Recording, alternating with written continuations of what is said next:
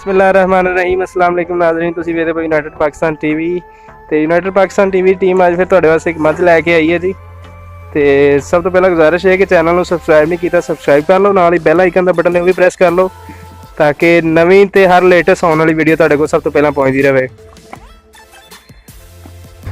मझ विखाने जी तुहानूं ते भाई हरी भी नाल ही खड़े ने, उन्होंने मजीद गल्लां बातां करांगे ते उन्हां कोल पुछां दसांगे किहड़ी नस्ल दी किन्ना दुध दिंदी, इहदे थल्ले की आ ते अपना की इहदा रेट है, डिमांड की है, सारियां गल्लां पुछांगे जी। तुहानूं मझ विखा दईए। अच्छा भाई ये किहड़ी नस्ल दी मझ है जी? आम जो मां चल रही है वो। अच्छा अच्छा ते सारे इहदे थल्ले की हैगा वे? कट्टी है जी। कट्टी इहदे थल्ले दो टाइम चोंदे? दो टाइम चोंदे। कट्टी छड्ड के दुध? हां जी। किन्ने थन छड्ड दिओ कट्टी वास्ते? कट्टी वास्ते डेढ़ थन छड्ड दिओ। किन्ना दुध दिंदी जी? 10 किलो कर एक टाइम का माशाल्लाह। अच्छा 10 किलो एक टाइम का कर जाती है जी। ते मूँह किन्ना किद्दां है जी? मूँह दिखा दे फुल जवानी च जी।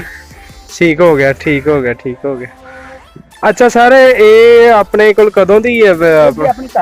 घर दी छोटी च पाल रहे हो? मतलब किनवे सूबे किनवे जे? तीजा सुबह सुई है जी।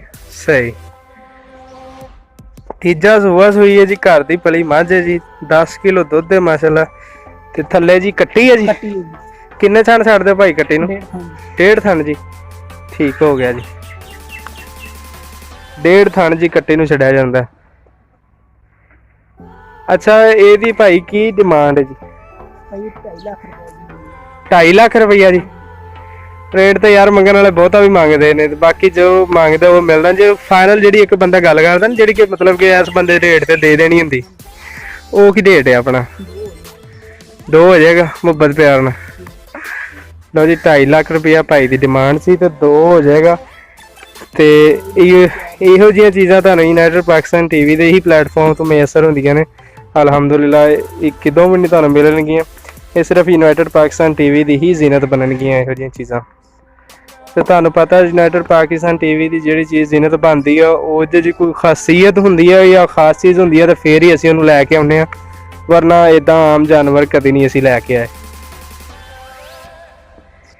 जी। जिस तरह के तुहानूं पता है कि 10 किलो दुध आ जी। कट्टी आ थल्ले किन्ने महीनों दे जी? कट्टी 6 महीनों की होई खड़ी है। ठीक हो गया। तो अगे इनू कोई रखाया टीका शीका या सांड को कराई? किन्नी देर हो गई? तीजा महीना हो गया माशाल्लाह। सही तीजा महीना जी इन्होंने कराई भी हुई है तो थल्ले कट्टी भी हैगी है। 10 किलो दुध आ जी। तो डिमांड भाई इन्हां दी 2.5 लाख सी, लेकिन फाइनल टू फाइनल उन्होंने 2 दस दी है जी। इंटरस्टेड भी रबता कर सकते हैं जी। माए तुहाडे सामने माशाल्लाह क्या बात है। तो तुहानूं ये वीडियो किद्दां दी लगी सानूं कमेंट बॉक्स जरूर अपना राय तो इजहार करना। तो अगली वीडियो के नाल दिओ यूनाइटेड पाकिस्तान टीम नूं इजाजत। अल्लाह हाफिज़।